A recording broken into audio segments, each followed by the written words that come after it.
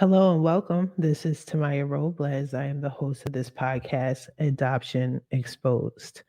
Welcome, welcome. So, I am now going to share with you guys the journey, the beginning process of me trying to find the truth pertaining to my adoption. The reason why I specifically put in the title that I'm searching for the truth and not the birth mother is because you'll hear in the story that that's what it wound up being. It was beyond trying to find the birth mother. It was just trying to find the truth to the adoption. Why was I adopted? Remember, that's the $1 million question. That's the only thing I really cared about. I didn't care about what the incubator looked like or how many kids she had. None of that mattered to me.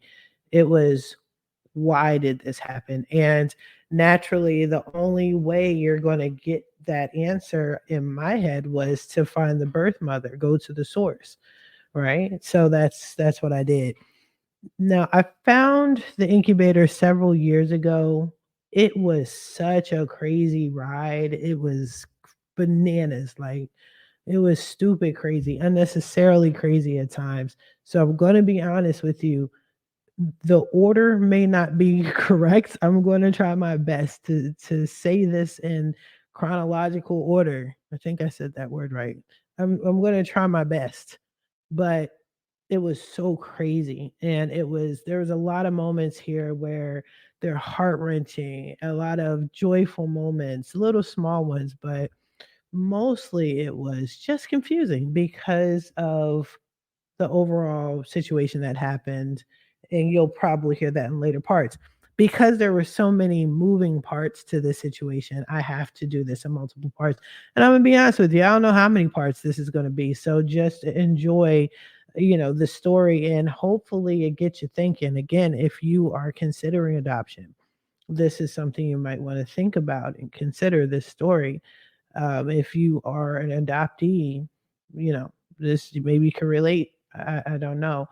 But maybe it also feels good that you're not the only person that has had a crazy banana ass story. So let me just go into it. To be honest with you, I don't remember what finally triggered me to find my biological or look for my biological birth mom. I don't remember that. I'm trying to recall. I've tried to recall. I can't. So I do remember starting the process though. I think I was married or I was about to be married. So it's a little shady. But either way, I decided to get my DNA done and take it more seriously. I've tried in the past to locate my biological birth mom, and it wasn't like I truly put forth the effort. If you know me personally, you know I am very resourceful. So if I really want to find somebody, I can. I don't care what part of the world you're in. You could be in a hole somewhere. Like, I'm gonna find you, but I never put forth that effort because, as I've mentioned, and I will continue to mention, adoption wasn't really the thing. It wasn't a burning issue for me. But if there was a burning issue, it was just that $1 million question, why? And I don't care that you put me up for adoption. It's just like what was going on that led to my adoption. So let me go to the source. Let me be serious about it. And that's when I realized that it wasn't as simple as just knocking on the door of the Capitol and going to Harrisburg and saying, "Hey, can you open my sealed files?" That it wasn't that. I tried reaching out to organizations. It's a dead end, and it's a struggle for people that are trying to find the birth parents, and the records are sealed. It's really frustrating. And I knew that I was going to get have that experience. I had it briefly before when I half-assed tried to find her.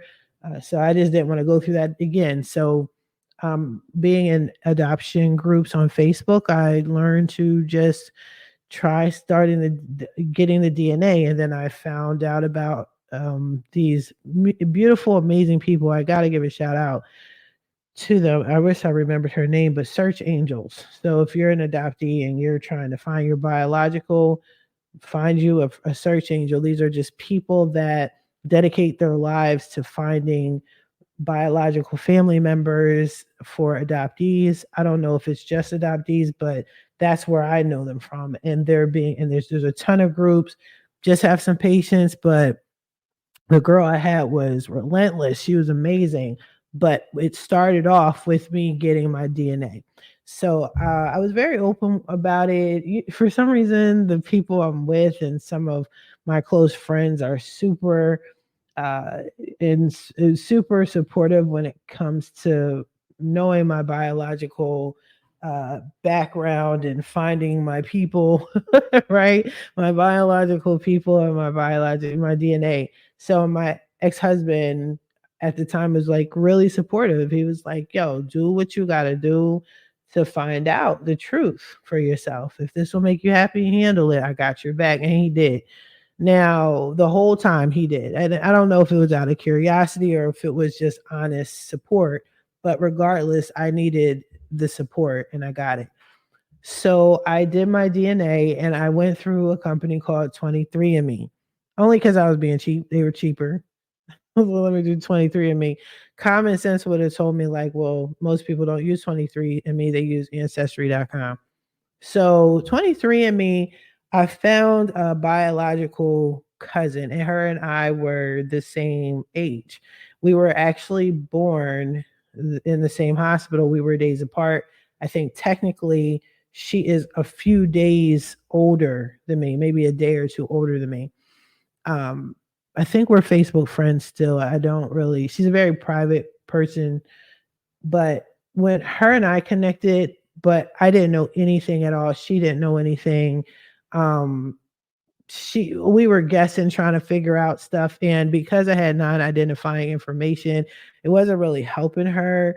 But she did wind up telling me that she talked to her mom, and her mom was like, "Well, listen, my side of the family, they're a little ratchet and I raised you not to know that side on purpose. However, when I gave birth to you, there was a particular family member, and I'm saying all these points to you guys for a reason because all of these points are going to come up in the future episodes. Okay, so try to remember them. If not, I'll remind you. But her mother was saying that there was a woman in the hospital that was related to them, but had connections and with the nurses. And she was like, "Listen, it seems like we were in the hospital at the same time, yada yada." Now, what made my search difficult in the past was the fact that I was under the impression I was born in Hahnemann Hospital. And Hahnemann Hospital, I think in 79 was called something different. I could be wrong. If you're from Philly and you're old head, let me know in the comments. But Hahnemann Hospital is not in West Philly. And that was the hospital I was born in. I was born in University of Pennsylvania Hospital, which is in University City, which is in West Philadelphia. So Hahnemann Hospital is in downtown Philadelphia. When I was 18 and homeless, my homeless shelter was downtown Philly, so I could literally walk to Hahnemann, and I did. And I tried to find my birth records. Again, I was very ignorant to the laws. I didn't know how to properly find my biological, but they did say they had no record of me at all or something. And then they didn't say, well, we can't tell you, but they actually tried to look and they were like, we don't know what you're talking about. Hahnemann was kind of shady, but I'm like, all right, whatever. I kind of gave up. I didn't dig deeper. So, but it did make my search when I was serious, this particular search, a little more difficult because some of the information she was giving me, it was conflicting with what I thought I knew. So she was like, "Oh yeah, Hahnemann Hospital. I mean, you're born in University of Penn." I'm like, "No, I was born in Hahnemann," but eventually realized through speaking with her mom that I had wrong information. Okay, my information was wrong and things like that. I'm cutting out like some of the specific details because it was just a very confusing time, especially in the beginning, trying to piece everything together. If you ever found your biological or you're personally in the process of trying to find your biological, you understand the struggle. But anywho, we figured out we were born in the same hospital. I actually spoke to her mom one time and she got on the phone and she was really sympathetic and she said, I'm gonna just be honest with you, the family's ratchet. I did not want my child to be like that. I know how we are. I don't know who your biological is or anything like that, but you are connected to my daughter through me. So we're genetically connected. So that's how it started. And she tried to help as best as she could, but you don't know anything, like you can only draw but so much blood out of a stone. So at least that was a positive. I'm headed in the right direction. So 23andMe didn't really have a lot of connections on there and nothing close. Like it would say, I don't know, you're 5 times removed from your eighth cousin on your dad's side type shit. I'm like, what the fuck? That's not helping me. And but 23andMe wasn't really a known site. So why it's just a dumb move. I was just too busy being cheap, which didn't make sense because in the future I just wound up buying DNA tests for people. So then I heard about this company called GED Match. And GED Match, what they did is, regardless of who you took your test from, they were all science. And if you know anything about GED Match, you understand what they do, but they take your actual test and your chromosomes or whatever, and they match you through everybody in the world who has submitted their DNA results to them and match you up with everybody in the world. But you have to know about GED Match in order to do it, or you won't find anybody. So I'm like, let me give that a shot. It's free. So I did it. I think it took about a week to match me up. And again, I was matched up to the same girl and I was matched up to a man. And that didn't go anywhere. I don't remember who that guy was. He wasn't like a biological sibling or parent or anything, but it didn't go anywhere. I couldn't reach him or whatever. It didn't go anywhere. So then I was like, all right, this is frustrating. Like, I'm there, and let me try ancestry.com.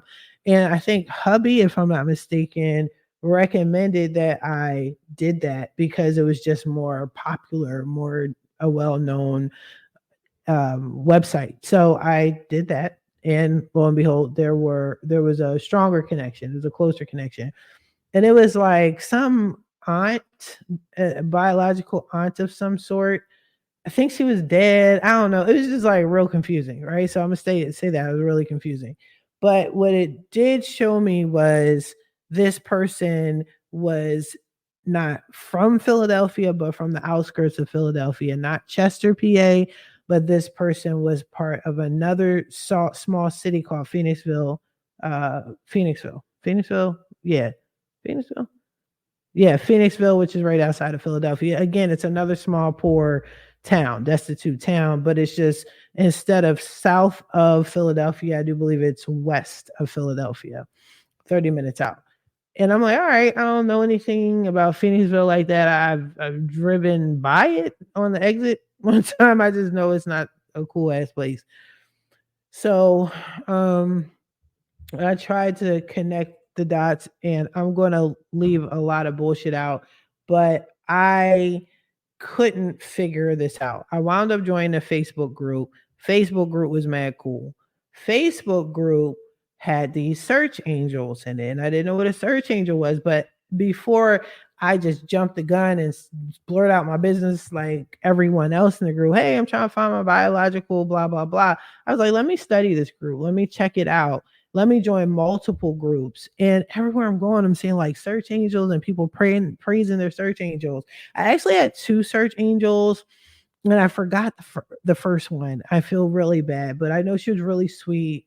But the second one did everything. Like she got down to the nitty gritty.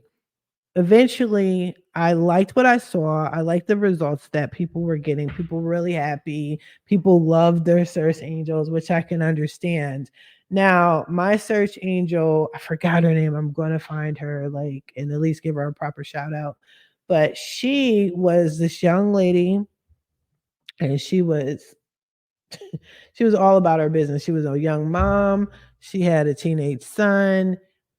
She wasn't adopted, but like her family had many secrets, and this is what triggered her to help other people. And there were like a lot of hidden secrets, and then she wound up revealing secrets in her family and all that. So I was like, all right, cool. You're just relentless. Like, I like your style. What she wound up doing was taking my DNA, my matches, and trying to create a tree. So if you know anything about ancestry.com, you can create like a family tree based off of your DNA. And she was amazing because she worked backwards to present. So she would go deep into your past and try to connect the dots to get to your present, meaning your family members, your biological parents and siblings. So she created a tree. Now, the tree she named was called the Wooten family. And if anybody on Facebook or YouTube is following me and you're from the Wooten family, you know how we're connected.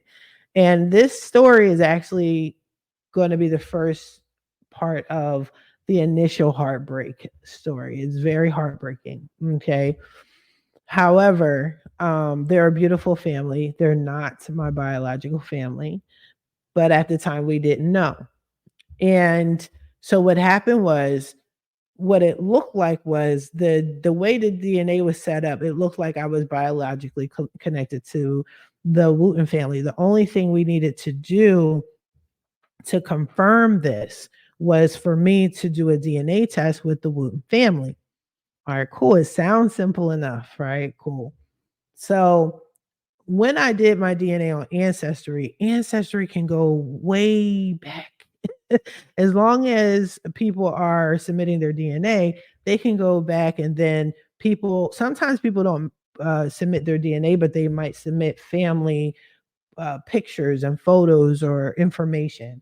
So I had some of that pop up in my account, some of which were a picture of a tombstone of one of my biological ancestors. But what was really noticeable and which really freaked me out was I was biologically connected with a whole lot of white people. It was like an unusual amount of white people. And per my DNA, both Ancestry and 23andMe, I have a large percentage of Caucasian blood, which could, I figured it would be, with slavery and whatnot, you know what I'm saying, but not this close. Like these were like, oh, these are your second cousins. And I'm like, what?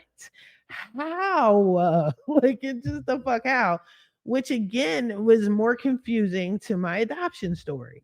And I have a whole bunch of white people like, oh my God, we didn't know there were black people in my family. This is amazing. Like, we should hang out sometime. I'm like, no, I have a mission here.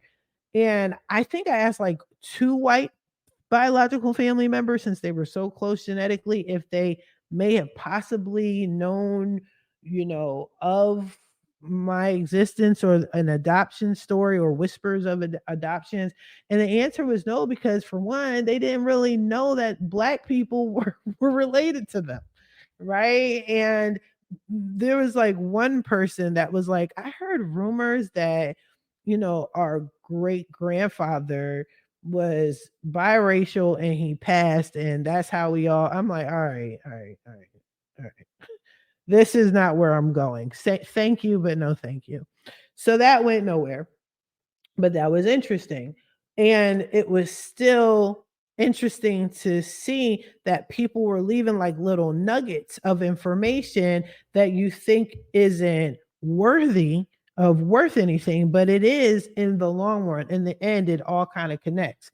So when I got my Search angel, she was piecing all this stuff together. She's showing me pictures of my biological great grandfather who fought some war. But the crazy thing is, it's some old, decrepit looking white man who was a soldier. Me and him got the same eyebrows. Got the same eyebrows.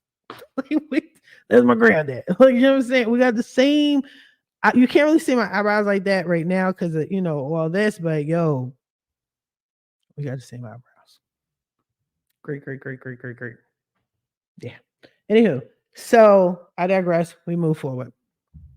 So she starts putting this tree together, and then the tree is getting closer and closer and closer to me, where now you're seeing more brown people. Now you're seeing actually Hispanics, kind of threw me off. And then it was just like closer to me. So finally she was like, listen, I found your biological, what seems to be like your biological aunts and uncles.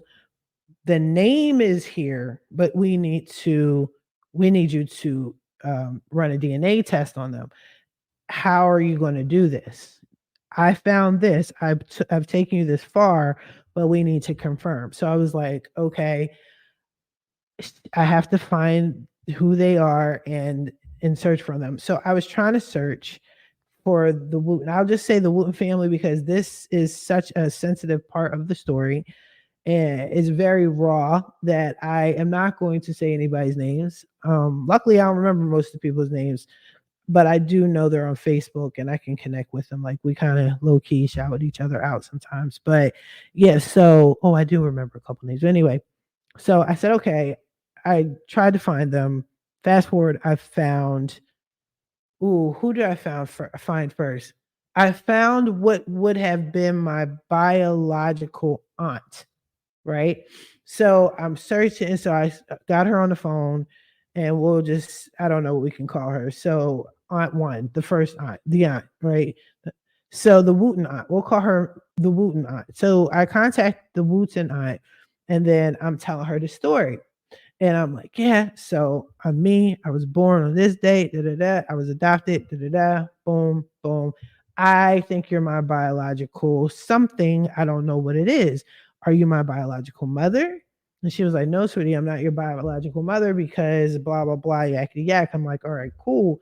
She said, but it sounds like I could potentially be your biological aunt. Here's why. I come from a large family, and we're pretty much close, but most of us have passed away. I had another sister who was older than me, and she used to chill in Phoenixville, Pennsylvania, and her name was such and such. All right. So what happened with her was she passed away. She had a lot of illnesses, and she had which caused a lot of surgeries. She had major problems with her heart, her liver, blah blah blah, and she eventually unfortunately passed away. But there was a huge portion of time when she wasn't around us. And there was times when she would not share information. And it sounds like she hid you for a reason. And that more than likely this is your biological mom. And I was like, oh my gosh. So now I'm like, my heart is racing. I was like, wow, this is crazy. So we were going off of that. Like my search angel, she started to continue to build my tree. I think to this day, I never deleted that tree. To this day, I have this tree. And we were all excited, like, oh my gosh, this is it. And so the Wooten aunt was like, before I get all excited, let me talk to my family first to see if they knew of you or about this pregnancy. But let me check first, which is smart. So she did. She called me back, and the few family members, there was Uncle Wooten, which was the oldest sibling, I do believe, or the oldest living sibling. And it was another Wooten. It was like a couple more Wootens, but they were a tight knit, loving family, right? So they all got on the phone with me and they were like, we got to meet you. We got to see you. And I was like, yeah, I need your DNA. Like, I need your DNA though. And they were like, yeah, but you know what? We know it, our hearts. that you're ours. You belong to us. And they kept referring to me as theirs. And they also would say that their sister that passed was my birth mother, but they acknowledged her as my mother. And they all got on the phone and they were telling me stories about her. And they were saying how sick she was, but she was beautiful and she was young and she was in love with this man. Okay, this young man, they were high school sweethearts.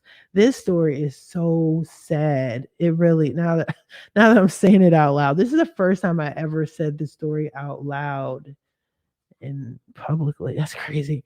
But it's really heartbreaking and sad. So apparently her story was that she was just a sickly person. The family was tight knit, loving. She was outgoing, but she had a best friend that was also from another family that is huge in Phoenixville. So the Wootons are huge, but so are this other family. So kind of think of, but they don't like each other. So kind of think of it as the Hatfields and the McCoys of the hood in Phoenixville amongst black people. Okay. The black hood ass ratchet. No, I'm joking. The black, whatever I just said. You know what I mean? So they are hating each other. They're enemies. They're sworn, well-known enemies. But with both families being that large, you're going to have people that are so cool with each other. So they were the Hatfield and the McCoys, but they were friends, and they were known through that town as friends, and people left them alone. She had this boyfriend who was amazing. He loved her to death, and he gave her the world. She loved him. He loved her. They grew up. They grew apart. She left him. She broke up with him or something like that. Dude was distraught that she left him. This is what they were telling me. Okay. And what she wanted to do is she wanted to kind of branch out. She wanted to get out of this small town.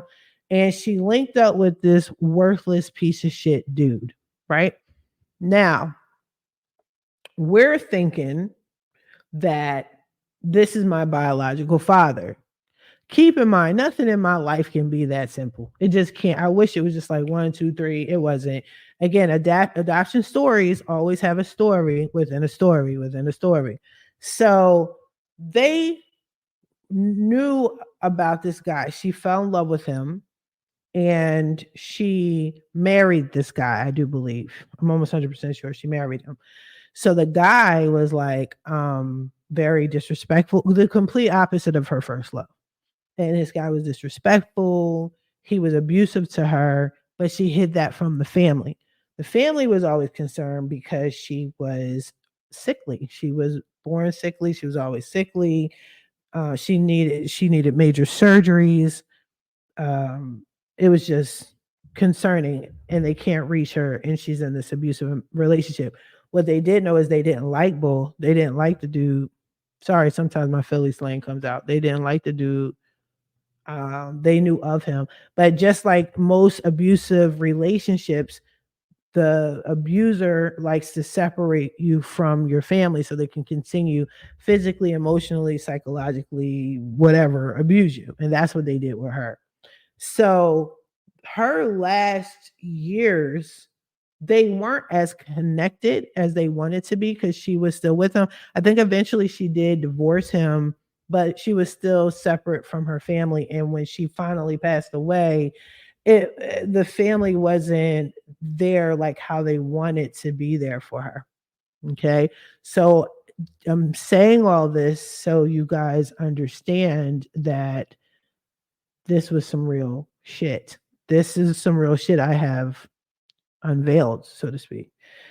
Now, they couldn't figure out if I was the biological daughter of her first love, or was I the biological daughter of the abusive husband.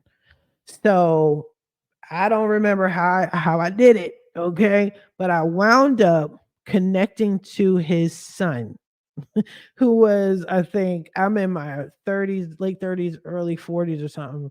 The son was, I think, either a teenager or a young adult. I don't fucking know. He was a kid to me, he was a baby.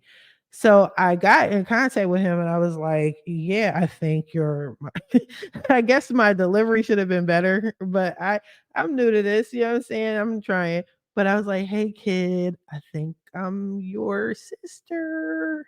Right.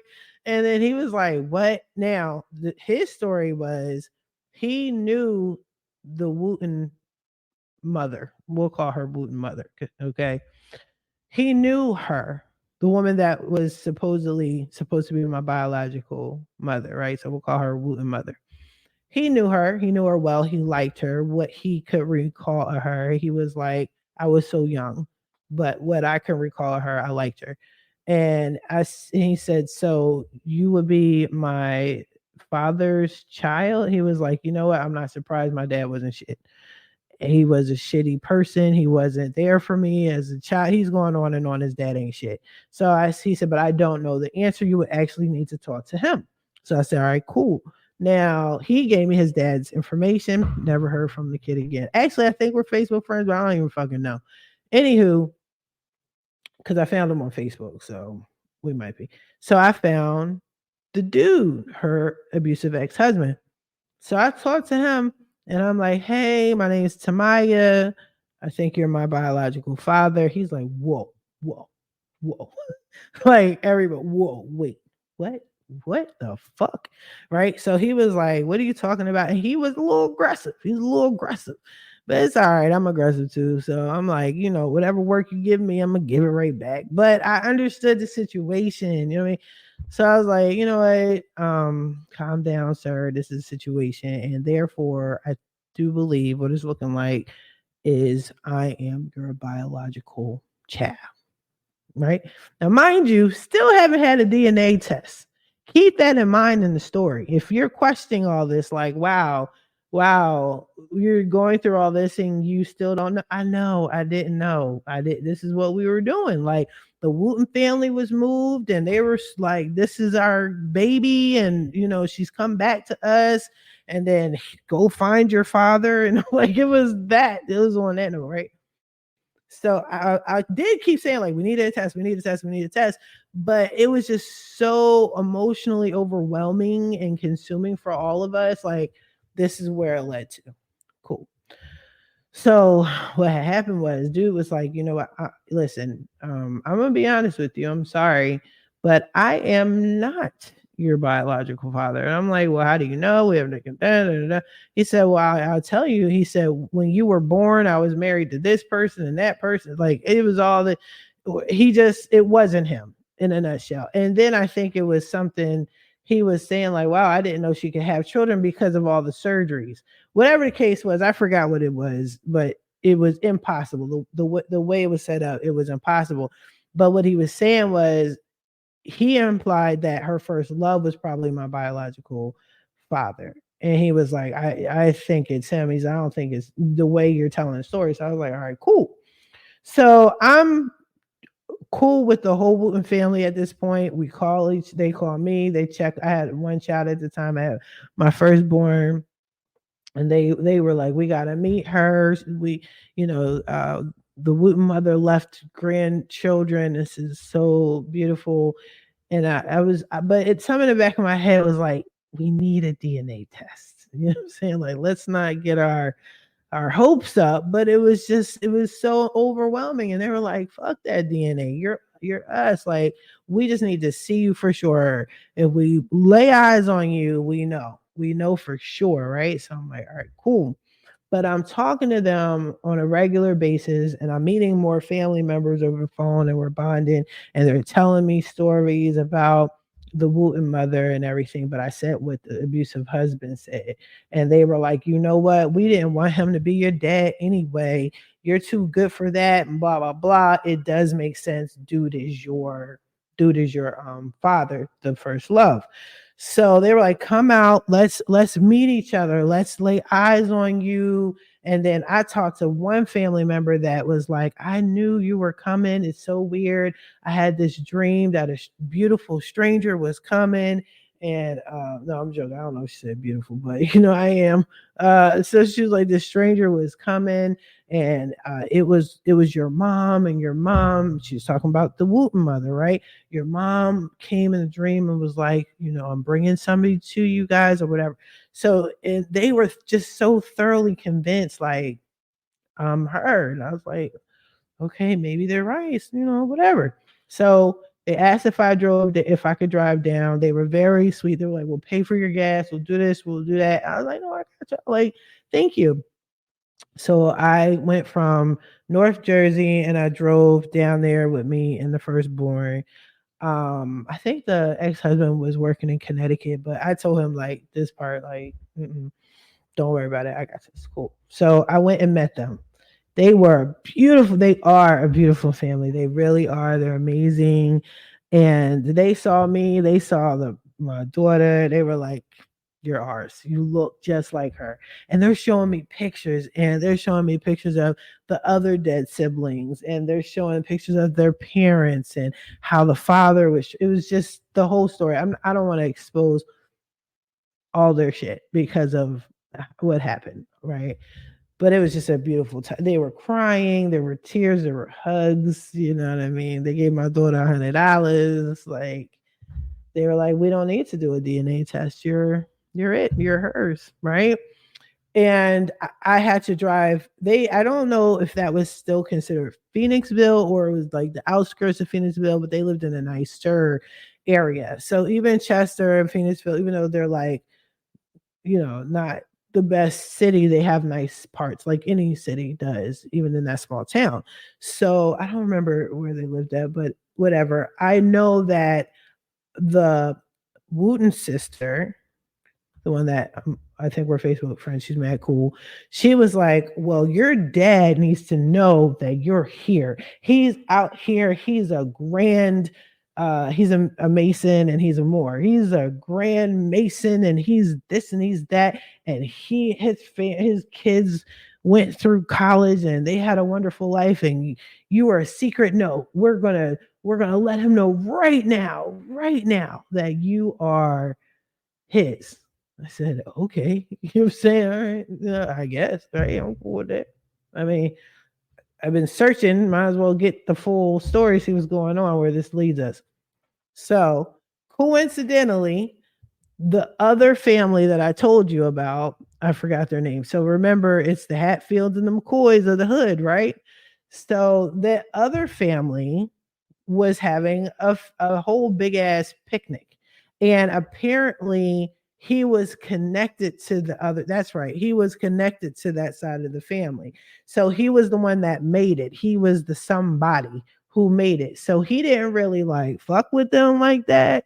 Like he wasn't really coming to events like that because they were too hood and he was like corporate. Like, but you're still in Phoenixville.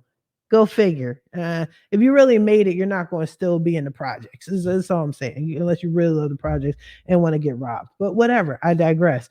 So as we were, she didn't remember where his house was, and even though this was a Hatfield McCoy situation, she didn't care. She was like, "You're the baby, and we're going to tell your dad that you're out here, and we're going to make his family tell us where he lives." Right? So it's this huge fucking party, and when black people barbecue in the summertime, it's a thing. It was a thing because these people it's a big ass family, right? So they got the old heads, and it was just cool. It was a cool ass summer ass barbecue.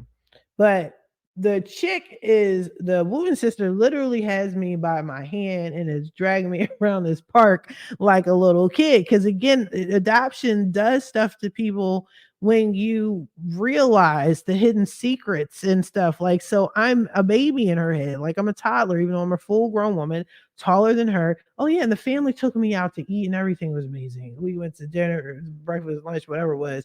It was great. It was beautiful. They loved me. But anywho, so she's grabbed me by my hand. She's dragged me like, yeah, we need to know. And I forgot the dude's name, so the we'll call him dude. I don't know. We're just gonna stick to dude, right? So where's the dude at? Because y'all ain't gonna know, but you realize it, but this is his daughter. They were like, what? He's happily married. His son got married. The daughter, they're all, upper echelon people. What the fuck? They were like, yeah, well, my sister was pregnant. She hit the pregnancy and she couldn't handle the baby. So she put the baby up for, like, they're telling the story that hasn't been confirmed. Remember, no DNA. So so people are like, what? And so they're looking at me. They're like, oh, so you're biologically connected to us then. So you are the Hatfield and McCoys. Like, you're one. You are what merges these two families. So they were like, well, some people didn't know where he was, but they were like, well, since you're our family, you might as well stay here and learn who all these motherfuckers are. This is your biological. They didn't say biological, but they were like, this is your cousin. This is your cousin. There's just so many cousins. There's just so many. Like, the fuck.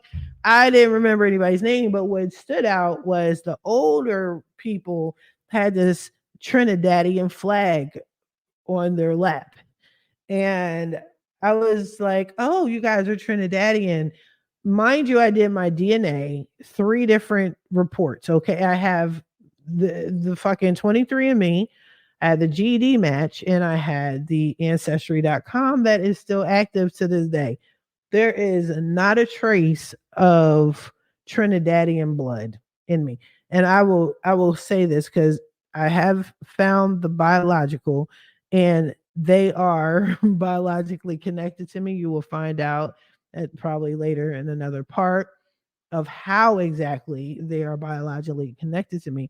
But we don't have the Trinidadian blood in us per my DNA. Okay. And it's been confirmed through DNA that this is my biological side. So it's like, why are y'all celebrating? They were like, oh, our ancestors came from Trinidad. No, they didn't. What is actually the case, which actually is in my DNA, is the fact that it's not a huge difference, but it's Jamaican. Like, it's not Trinidadian anyway. So I found that to be funny later on down the line, but I did take note of that because that was like the highlight of their life. Like, we're celebrating Trinidadians and shit, but they're not even celebrating the culture. Like, they're just wearing the flag like a blanket. Anywho, so I'm being dragged around by this chick, and it's cool. I love her. Like, I'm really like loving this lady. It was like that with us. So somebody was like, well, he lives right here. He lives this house right down the street. He's at 123 Main Street, just going up there. And so we did. We did. And God was with that man and his family because we knocked on the door. Well, she knocked on the door, still had me hold my hand like I'm 3. And she's like, where's he at? His daughter's right here. She's been looking for him all her life. No, I wasn't, but whatever. And then she started ringing the neighbors, but it was like extreme. Nobody answered the door, not a neighbor, whatever. Like I said, God was protecting that man. It was not met. I said, well, you know what? He's probably with his family. Fuck that. His wife needs to know you exist and you were made out of love. And it was all this. Cool. God never came. So we went back to the park because we had to go through the park to get to dude's house, and then to get back to her car we had to go back through the park and go to her car to go away. So we get to the park, and there was some randoms, and they were like, somebody's like, oh yeah, this is your cousin. Oh, this is your cousin. So this one chick was like, oh, you're my cousin. And I'm like, I guess so. And she's like, oh, who's your family? Because that's what you naturally ask. Well, how are you related to me? You know what I mean? This ain't like Poetic Justice where you just do a Tupac and be like, cousin Pete, and nobody says anything about how you're related. You know what I mean? Like, it's cousin Pete, right? Nah. So this one chick was like, well, I don't see how you're related there, but okay. Who's your mom again? So we said the Wooten mom, right? And they were like, oh, she was best friends with such and such, Fatima. Keep that name in mind. So I'm gonna say, right? They were like, that was her home girl. They were like, yeah, yeah, yeah. Now everybody knows everybody in a small town. Keep that in mind. In a small town, everybody knows everybody. So they knew who the Wooten girl was. They knew who Fatima was.